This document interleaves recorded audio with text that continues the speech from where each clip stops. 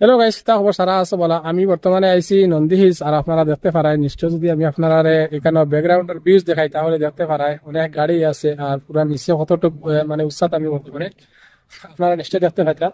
তো খাস করে আজকে ঈদের দিন হিসাবে ঘুরা আইলাম নন্দী হিলস, আর ইয়া কই মানে একটা ফিলিংস আছে সব জায়গার ঘুরার। তো আজকে খাস করে আইলাম ঘুরাত, আর কই এখানে আইয়া কেমন কিতা লাগে। তো আপনারা নিশ্চয় দেখতে পারায় এখানে অনেক কিছু গাড়ি আছে বা অনেক মানুষও আছে এখানে দেখতে পারায়।